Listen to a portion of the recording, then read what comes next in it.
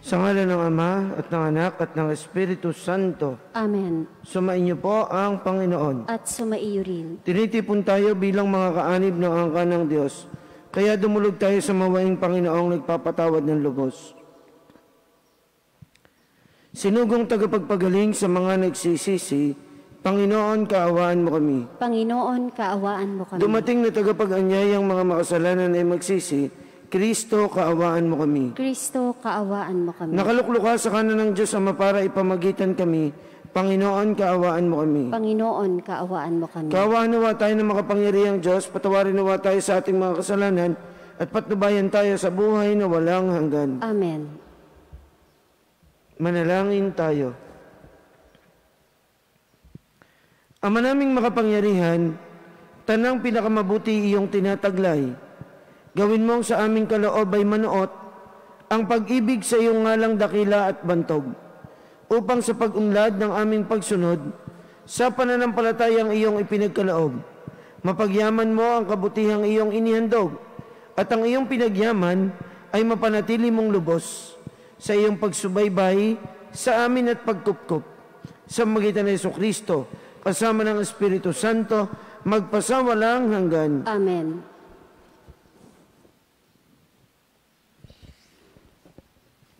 Ang simula ng sulat ni Apostol San Pablo sa mga taga-Kolosas. Mula kay Pablo, apostol ni Kristo Jesus, ayon sa kalooban ng Diyos, at mula rin sa kapatid nating si Timoteo. Sa mga taga-Kolosas na hinirang ng Diyos at mga tapat na kapatid kay Kristo, sumainyo nawa ang pagpapala at kapayapaan mula sa Diyos na ating Ama. Lagi kami nagpapasalamat sa Diyos na Ama ng ating Panginoong Hesukristo tuwing ipananalangin namin kayo, sapagkat nabalitaan namin ang tungkol sa inyong pananampalataya kay Kristo Jesus at ang pag-ibig ninyo sa lahat ng hinirang ng Diyos. Dahil sa pag-asang kakamtan ninyo ang mga inihanda para sa inyo roon sa langit. Nalaman ninyo ang tungkol sa inaasahan ninyong ito nang ang salita ng katotohanan, ang mabuting balita, ay ipangaral sa inyo. Ito'y lumaganap sa buong sanlibutan at nagdadala ng pagpapala, tulad ng nangyari sa inyo mula nang marinig ninyo at maunawaan ang katotohanan tungkol sa kagandahang loob ng Diyos. Natutuhan niyo ito kay Epapras, tapat na lingkod ni Kristo. Mahal na kamang gagagawa namin at kinatawan sa inyo. Sa Kanya namin nalaman ang tungkol sa pag-ibig na ipinagkaloob sa inyo ng Espiritu. Ang salita ng Diyos. Salamat sa Diyos. Salmong tugunan, ako ay nagtitiwala sa pag-ibig ng lumikha. Ako ay nagtitiwala sa pag-ibig ng lumikha. Kahoy na olibo, sa tabi ng templo, ang aking katulad. Nagtiwala ako sa pag-ibig ng Diyos na di kumukupas. Ako ay nagtitiwala sa pag-ibig ng lumikha. Di ako titigil ng pasasalamat sa iyong ginawa. Ang kabutihan mo'y ipahahayag ko kasama ng madla. Ako ay nagtitiwala sa pag-ibig ng lumikha.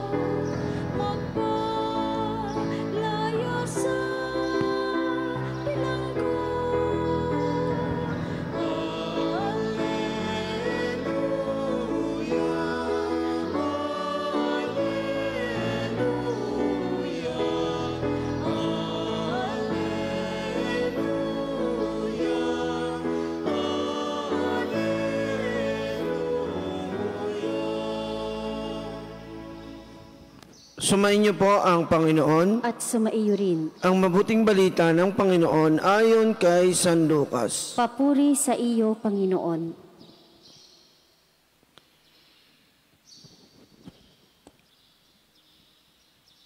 Noong panahon iyon, umalis si Jesus sa sinagoga at nagtungo sa bahay ni Simon.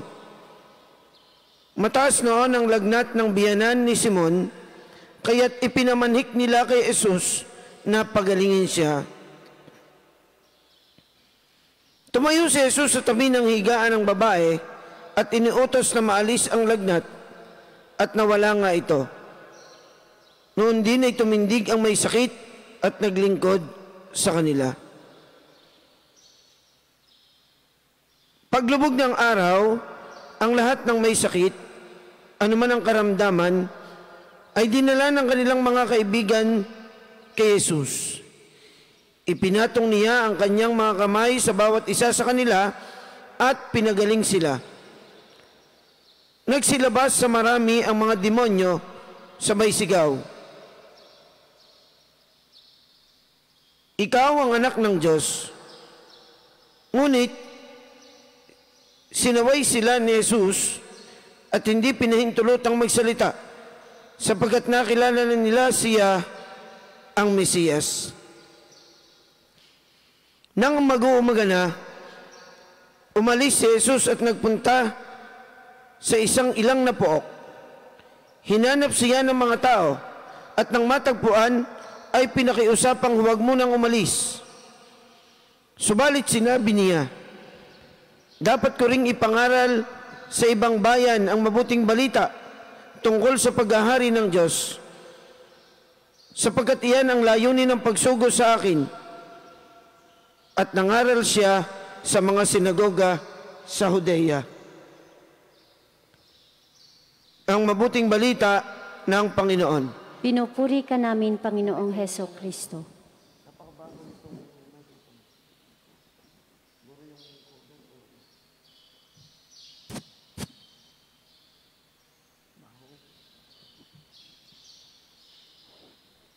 Magandang umaga po sa inyong lahat.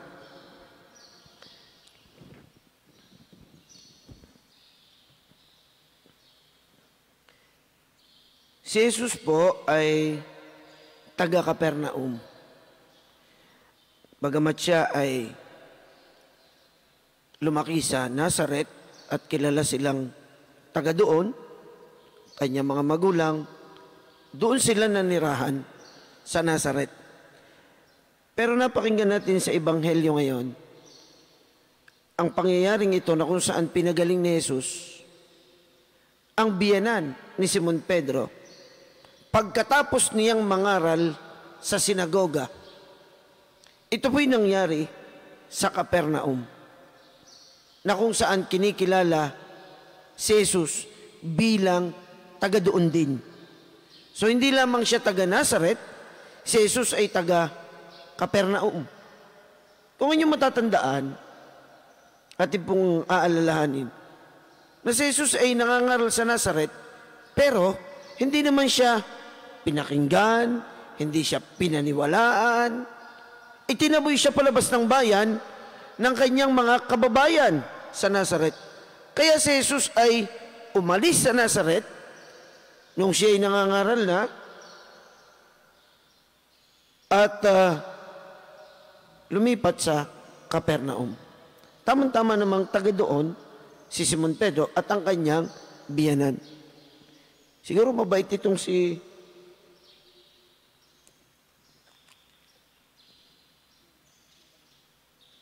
nadidistract po ako sa lamok eh. Baka hindi ako mamatay sa COVID. Sa dengue naman, dahil nakagat ng lamok. Pasensya na kayo, ito ko'y madali ho ako madistract eh. Baka ho kasi ako makagat. Eh nung takot na ho ako sa kagat ng hayop at saka insekto. Dahil noong linggo, pagkatapos ko magmisa, ay nilaro ko yung pusa ni Father Bandi. ako'y nakalmot. Yung palang kalmot ng pusa, kahit pala hindi kagat, kalmot lang, pala'y natuturukan. Di ako'y naturukan ng anti-tetanus at saka ng anti-rabies. At gawa naman itong pusang ito, bukod sa hindi pa kumpleto ang turok, ay nakikipaglaro sa aso ni Father Bande. Baka itong dalawang ito, yung nagkakalmutan, nagkakagatan, so, baka daw hindi sigurado. Ako naman, hindi rin mapalagay. At baka nga, hindi ako sa COVID mamatay. Sa rabies naman. Sabi ko nung una, hindi sana akong papaturok. Sabi ko, yan, patay kong patay. Hindi man ako takot mamatay kaya lang, sabi sa akin, may nga. Sabi ni Father Roland, wala problemang mamatay. Ang problema, bago ka mamatay, mababangaw ka muna. Di ako tuloy tawag sa magtuturok at baka dinidescribe pa sa akin ako doon mababangaw. Tulo ang laway, tirik ang mata, ako doon mga habol, mga ngagat. Di nakapagpaturok tuloy na wala sa oras. Wala ho akong turok sa anti-dengue Baka ako'y makagat na rin Anyway, pasensya na kayo. Naikwento ko lang ako'y na-distract dahil sa lamok Si Jesus po ay nagpunta sa Capernaum at pinagaling yung biyanan ni Simon Pedro. Siguro mabait itong si Simon Pedro, mabait na manugang. May sakit ang biyanan, pinagamot pa no? Sa iba-iba pagka biyanan ng may sakit alayain na. Di na pagagamot. Total yan namang biyanan kung iyay napakaligalig no? Lagi naman ewan ko kung yung bagay ang kaugalian na natin, lagi natin sinasabing ang biyanan at ang manugang ay hindi magkasundo. Diga? No? At laging nagbabangayan ang biyanan at ang manugang ay lagi yung magkabangayan. Ano? Kung hindi naman magkabangayan, ayan parang laging may Cold War. No? Hindi nagpapansinan, hindi nag-iimikan, pero masama ang loob sa isa't isa. Kaya mabait siguro itong si Simon Pedro. Pinagamot pa ang kanyang biyanan At pinagaling naman ni Jesus. Sinasabi sa Ebanghelyo na lahat ng may karamdaman, ano man ang kanilang concern, sakit, sinasapian, lahat ay dinadala nila kay Jesus. At ito'y kanyang binibigyang pansin. Ito po yung unang aral na ating dapat mapagnilayan. Ano man ang ating concern sa buhay, sa anumang aspeto ng buhay natin, ito'y idulog natin sa Diyos. Ilapit natin kay Jesus. Lahat ng ilalapit natin sa Kanya, ay hindi maaaring hindi niya papansinin. Ito ay Kanyang tutugunan. Kaya ano man ang ligalig sa ating buhay, idulog natin sa Diyos. Pero, kailangan din naman na bay tayo nakikipagkaisa sa Diyos. Hindi naman yung problema tapos okay, sabi ni Father, idulog sa Diyos, dinulog ka na sa Diyos. At pagkatapos wala ka nang gagawin. Tatandaan natin ang kasabihan, nasa Diyos ang awa, pero nasa tao ang gawa. Lalakipan din natin ang pagsisikap. At ano man ang ilalapit o idudulog natin sa Diyos, Kanyang tutugunan. Ang ikalawa, makikita natin sa Ebanghelyo, sinasabi ditong lahat ay tinutugunan ni Jesus. Lahat ay Kanyang binibigyang pansin. Hindi po tayo pwedeng pabayaan ng Diyos. Hindi niya tayo pababayaan. Ano man ang ligalig o sitwasyon natin sa buhay, hindi tayo pwedeng baliwalain ng Diyos. Bakit? Hindi lamang dahil sa tayo ay Kanyang mga nilalang, kundi itinuturing tayong mga anak ng Diyos. Dahil kay Jesucristo, nating Panginoon. at nakipagkaisa tayo sa kanyang pagiging anak ng Diyos nung tayo ay bininyagan. Itinuring tayong mga anak ng Diyos kay Kristo. Kaya, hindi tayo pwedeng baliwalain ng Diyos. Hindi pwedeng hindi niya tayo papansinin. Kayong mga magulang, binabaliwala ba ninyo ang inyong mga anak? Hindi niyo pinapansin ang inyong mga anak?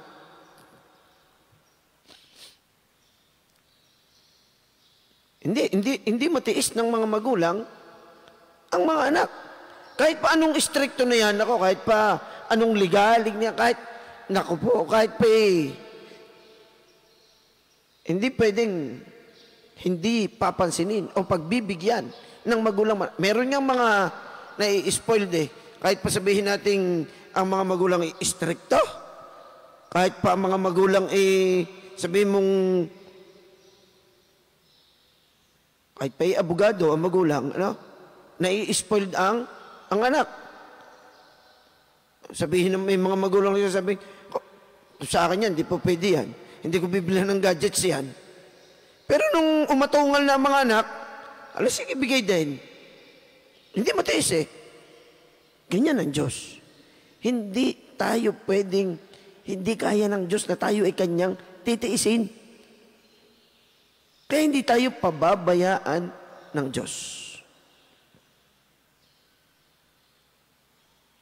At ang ikatlo, kung atin pong mapapansin dito sa Ebanghelyo, ang sabi, lahat ng may sakit, dinala kay Jesus. Pero pagkatapos ito, ng lahat ng ito, sila'y pumupunta sa Jesus kasama ilan sa kanyang mga alagad ay pumupunta sa ilang na pook. Bakit? Nagre-retreat. Alam po ninyo, noong, makalipas ang isang linggo, kaming mga OSJ priest, nag-retreat. Sa kabila ng pandemyang ating nararanasan, ng ating mga alalahanin sa buhay dahil ng COVID-19, ng mga gawaing pangsimbahan, na kahit naman pandemic, ay may mga gawain pa din pumupunta pa rin sa mga may sakit. Tayo po'y tuloy ang ating mga pastoral program. Yun nga lamang may iniingatan, may iniiwasan tayong sakit. Kaya minsan, limitado yung ating galaw. Pero ang mga pari, nag-retreat. At ngayong linggong ito naman, ang mga nagre-retreat ay ang mga diocesan priest. Well, kasama din yung mga OSJ na naka-assign dito sa Batangas. Kaya nga po, yung mga parishioner, huwag kayong magagalit sa pari. Huwag kayong magtatampo. Huwag kayong maghihinanakit. Kapag merong nagpunta doon sa parokya at sasabihin ng sekretary, naku, wala akong pari ngayon Abay, nasanggan mo ng mga paring yan, lagi na lang, wala. Meron mga ganyan, nagagalit sa pare. Abay, kami nakakailang pabalik-balik na dito, lagi na lang, wala ang paring yan. Abay, huwag kayong magagalit, sapagkat yun may mga schedule Ay lalo na ngayon, wala po ang mga pare. Bakit? Sapagkat ang linggong ito, mula po nung Lunes hanggang Biyernes, ay inilaan para sa retreat ng mga pare. Yung paglapit natin sa Diyos, yung kanyang pagtugon sa atin, yan ay bunga ng ating malalim na pakikipag-ugnayan sa Kanya. Kaya paminsan-minsan, sa kabila ng ating mga kaabalahan sa ating buhay, kinakailangan din pong tayo ay titigil, hihinto, mananahimik. Ang ating buong pagkatao, ang ating atensyon, lahat itutuon natin sa Diyos. Yun ang retreat. Retreat dahil ng lalayo ka, iiwas ka sa lahat ng bagay upang maitutok mo ang iyong atensyon at ang iyong buong pagkatao sa Diyos. At magkaroon ka ng malalim na kaugnayan sa Kanya.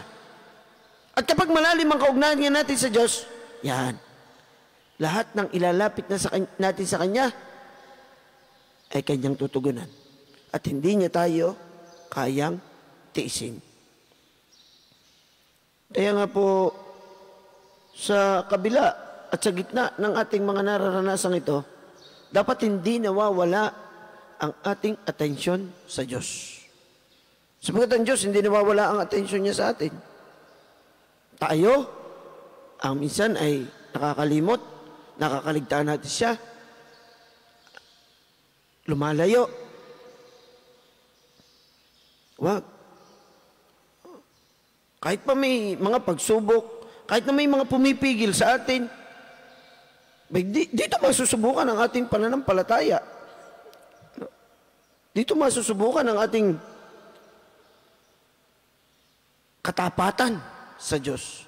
Kaya huwag tayong manghihinawa sa kabila ng mga pagsubok na ito natin pinagdadaanan. Patuloy tayo na lumapit at kumapit sa Diyos.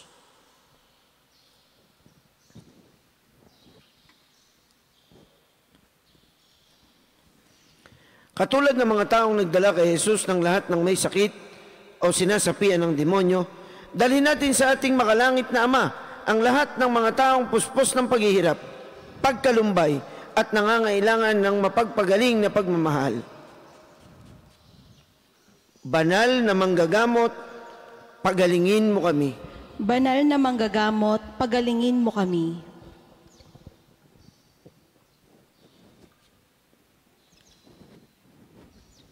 Ang simbahan, naway mapalaya ang mga tao sa anumang hadlang upang maipahayag ang ebanghelyo sa mga lalaki at babae sa ating panahon.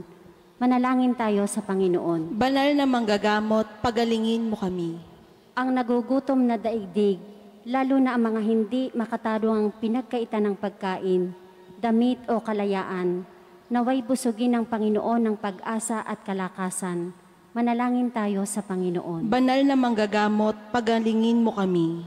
Ang mga nagdurusa sa pag-aalala at pagkabahala, naway makatagpo kay Kristo ng sandigan bilang daan, katotohanan at buhay. Manalangin tayo sa Panginoon. Banal na manggagamot, pagalingin mo kami. Ang mga nagdurusa dahil sa pagkakasakit at may mabigat na pasanin sa buhay, naway makita ang higit na kahulugan ng kanilang buhay sa pagsubok na kanilang hinaharap. Manalangin tayo sa Panginoon. Banal na manggagamot, pagalingin mo kami. Ang mga yumao at nagdadalamhati, naway magkaroon ng pag-asa sa muling pagkabuhay ni Jesus. Manalangin tayo sa Panginoon. Banal na manggagamot, pagalingin mo kami.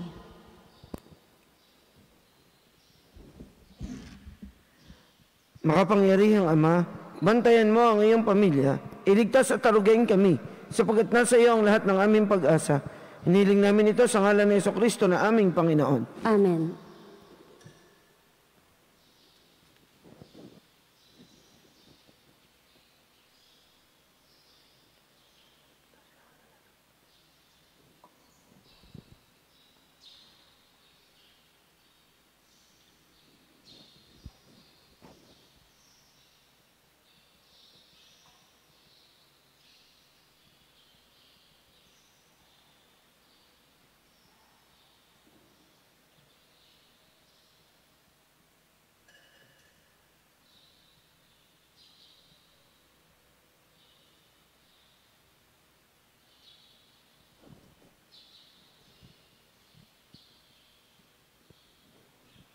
Manalangin po tayo mga kapatid upang ating paghahain ay kalugdan ng Diyos amang makapangyarihan. Tanggapin nawa ng Panginoon itong paghahain sa iyong mga kamay, sa kapurihan at karangalan sa ating kapakinabangan at sa buong sambayanan niyang banal.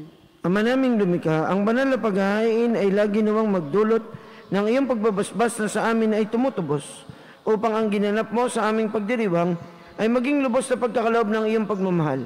Sa magitan ni Jesucristo kasama ng Espiritu Santo, magpasawalang hanggan. Amen. Sumainyo po ang Panginoon. At sumaiyo rin. Itaas po natin sa Diyos ang ating mga puso at diwa. Itinaas na namin sa Panginoon. Pasalamatan po natin ang Panginoong ating Diyos. Marapat na siya ay pasalamatan. Ama naming makapangyarihan, tunay nga pong marapat na kayo ay aming pasalamatan. Ikinalugod mong likhain ng sanlibutan na iyong pinapagbabago at idinarangal sa magitan ng iyong anak na kinalulugdan.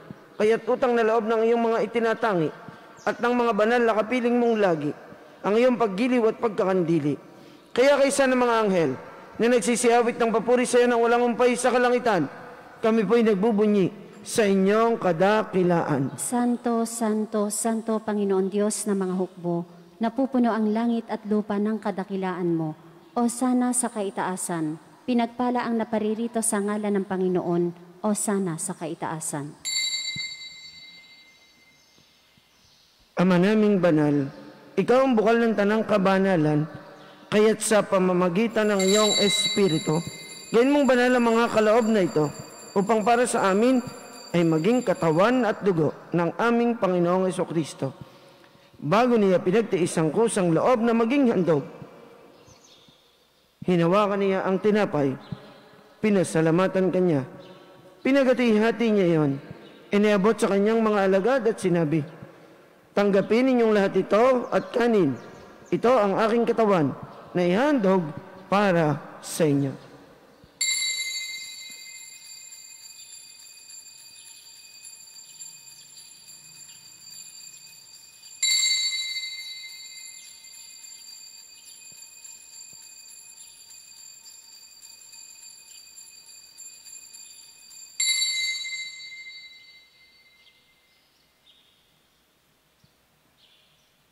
Gayon din naman ang matapos ang hapunan, hinawakan niya ang kalis, muli kanyang pinasalamatan. Inabot niya ang kalis sa kanyang mga alagad at sinabi, tanggapin ninyong lahat ito at inumin. Ito ang kalis ng aking dugo ng bago at walang hanggang tipan. Ang aking dugo na ibubuhos para sa inyo at para sa lahat. Sa ikapagpapatawad ng mga kasalanan, gawin ninyo ito sa pag-alaala sa akin.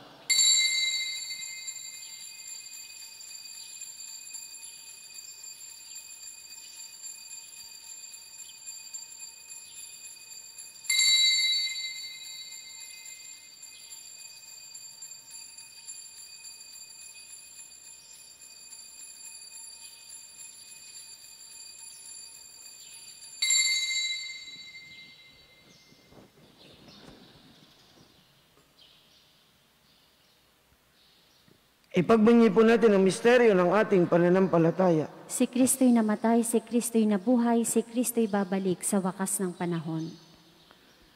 Ama, ginagawa po namin ngayon ang pag-alaala sa pagkamatay at muling pagkabuhay ng iyong anak. Kaya tinaalay po namin sa inyo ang tinapay na nagbibigay buhay at ang kalis na nagkakaloob ng kaligtasan. Kami po ay nagpapasalamat dahil kami ay inyong minarapat na tumayo sa harap mo para maglingkod sa inyo. Isinasamo po namin kaming magsasalo-salo sa katawan at dugo ni Kristo ay mabuklod sa pagkakaisa sa pamamagitan ng Espiritu Santo. Ama, lingapin po ninyo ang inyong simbahan laganap sa buong daigdig. Puspusin po ninyo kami sa pag-ibig. Kaysa ni Francisco na aming Santo Papa, ni Gilbert na aming obispo, ng lahat naming mga obispo at ng tanang kaparian. Alalahanin po ninyo ang mga kapatid naming nahimlay nang may pag-asang sila'y muling mabubuhay. Gayon din ang lahat ng mga pumanaw na. Kaawaan po ninyo sila at patuloyin sa inyong kaliwanagan. Kaawaan po ninyo at paging dapatin kaming lahat na makasalo sa inyong buhay na walang wakas. Kaysa ng mahal na Bereng Maria na ina ng Diyos at ni San Jose na kanyang kalinis-linisang esposo. Kaysa ng mga apostol at ng mga martir. Kaysa ni na San Jose Marelo, San Lorenzo Ruiz, San Pedro Calungsod at ng lahat ng mga banal na namuhay dito sa daigdig ng kalugod-lugod sa inyo. May pagdiwang naman namin ang pagpupuri sa ikararangal mo sa magitan ng iyong anak na aming Panginoong Jesucristo. Sa pamamagitan ni Kristo, kasama niya at sa Kanya, ang lahat ng parangal at papuri ay sa inyo, Diyos, amang makapangyarihan, kasama ng Espiritu Santo, magpasawalang hanggan.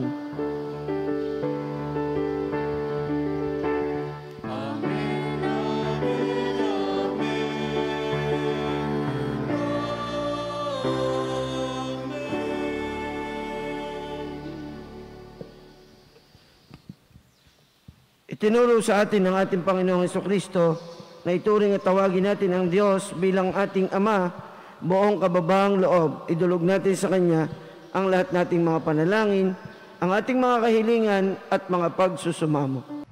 Ama namin, sumasalangit ka, sambahin ang ngalan mo, mapasa amin ang kaharian mo, Sundin ang loob mo dito sa lupa para nang sa langit. Bigyan mo kami ngayon ng aming kakanin sa araw-araw at patawarin mo kami sa aming mga sala para nang pagpapatawad namin sa nagkakasala sa amin at huwag mo kaming ipahintulot sa tukso at iadya mo kami sa lahat ng masama. Po namin kami iadya sa lahat ng masama. Pagkalooban ng kapayapaan araw-araw, iligtas sa kasalanan at ilayo sa lahat ng kapahamakan. Samantalang aming pinananabikan ang dakilang araw ng pagpapayag ng tagapagligtas naming si Jesucristo. Sapagkat iyo ang kaharian, ang kapangyarihan at ang kapurihan, magpakailanman. Amen. Panginoong Jesucristo, sinabi po ninyo sa inyong mga apostol, kapayapaan ang iniiwan ko sa inyo, ang aking kapayapaan ang ibinibigay ko sa inyo. Tungayan po ninyo ang aming pananampalataya at huwag ang aming mga pagkakasala. Pagkalooban po ninyo kami ng kapayapaan at pagkakaisa, ayon sa inyong kalooban kasama ng Espiritu Santo, magpasawalang hanggan. Amen. Ang kapayapaan ng Panginoon nawa ay lagi pong sumainyo. At sumaiyo rin. Maghangad at magbigayan tayo ng kapayapaan ni Kristo sa bawat isa. Kordero ng Diyos na nag-aalis ng mga kasalanan ng sanlibutan, maawa ka sa amin. Kordero ng Diyos na nag-aalis ng mga kasalanan ng sanlibutan, maawa ka sa amin. Kordero ng Diyos na nag-aalis ng mga kasalanan ng sanlibutan, ipagkaloob mo sa amin ang kapayapaan.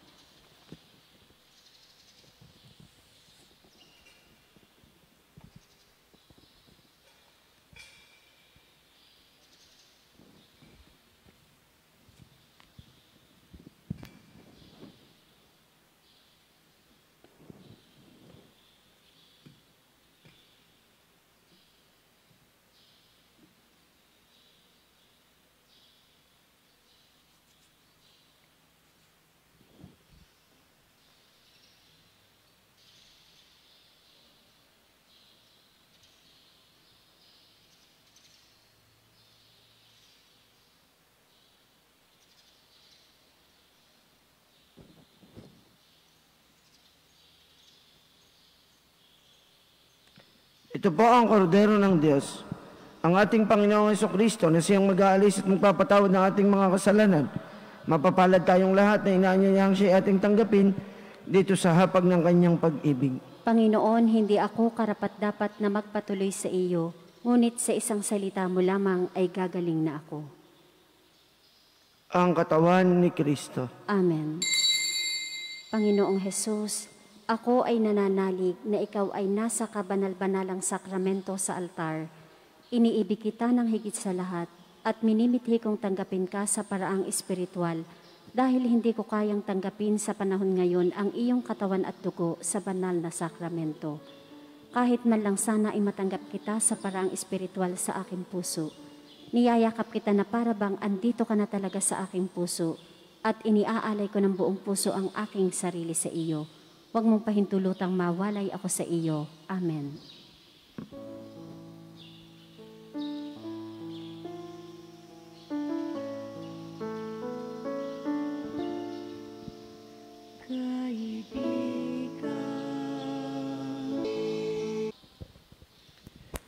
Manalangin po tayo.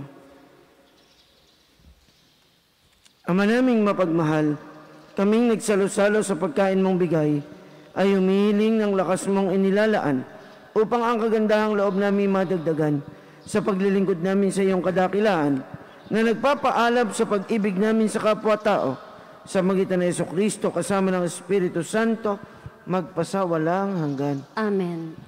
Sumainyo po ang Panginoon. At sumaiyo rin. At nawa ipagpalain po kayong lahat ng makapangyarihan at lubang mapagmahal nating Diyos ng Ama at ng Anak at ng Espiritu Santo. Amen. Ang banal na misa ay naialay na. Humayo kayong taglay ang pag-ibig ng ating Panginoong Jesucristo. Salamat sa Diyos.